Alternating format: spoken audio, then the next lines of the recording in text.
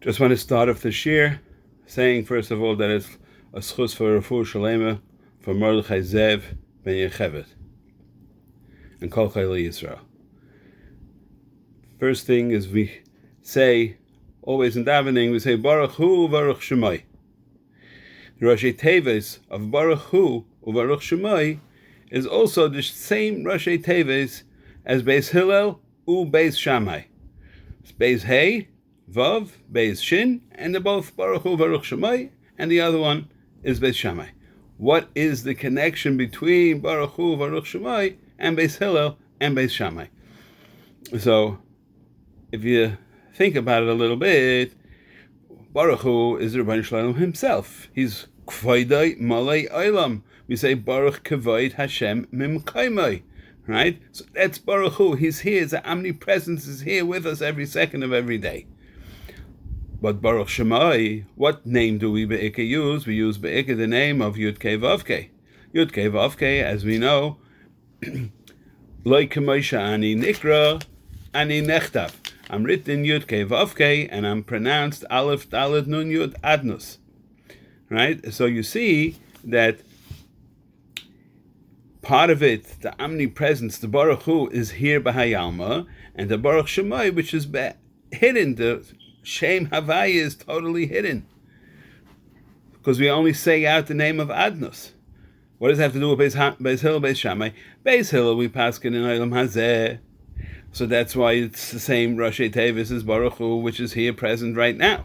Beis Shammai, where we paskin like him la'asud lavai, is just like Baruch Shemai, because that gilui of the Shem Havaya will only come la'asud lavai. It's stamavart, but it's not, obviously it's not stamavart. I think it's a good word. Anyways, we mentioned before Baruch Kavod Hashem Mimkaimai. What are we trying to say? What is, we say it in davening, Baruch Kavod Hashem Mimkaimai.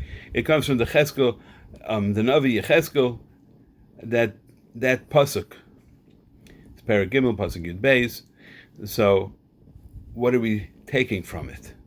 As we know, we just said that Ribbono Shel Olam fills the entire world with his kavod. How do you understand it? The simple pshat, the simple understanding is that just like your body, every fiber of your body, every hair on your head, from the top of your head to the bottom of the toenail, is in it the neshama of the person. Without it, the person's dead. When the neshama leaves the body, so it's completely dead. So just like the neshama fills up every fiber of your body, so too does Ribbono Shel Olam fill up every fiber of the entire universe.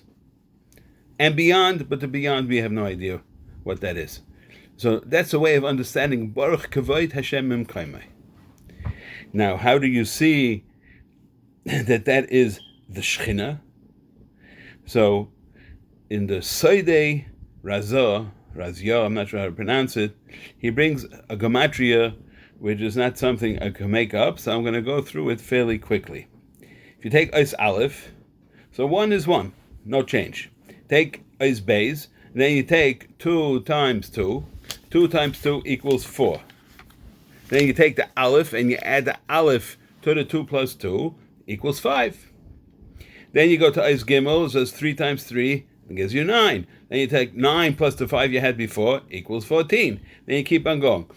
4 times 4 equals 16. 16 plus the 14 you had before is 30. 5 times 5 is 25. Plus the 30 you had before is 55.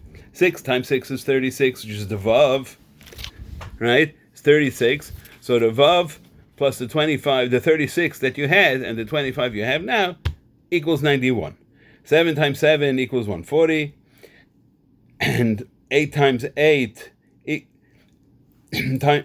times 8 equals 64. So then you have the 140 from before, plus the 64, it's 204.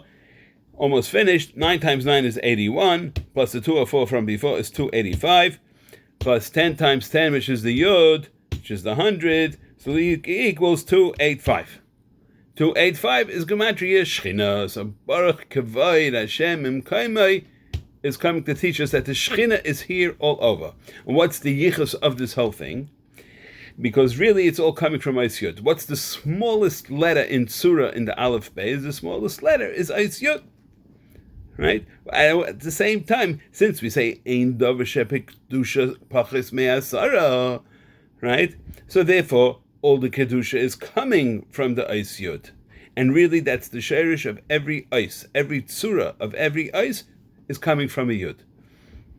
And it's just the Yud is going to get stretched in different directions. Some say it's a Yud and a Vav, but a Vav is really just a stretched out Yud. But if you go through the entire Aleph Beis, it's really all completely Yud, Yudin, and Vavs. So,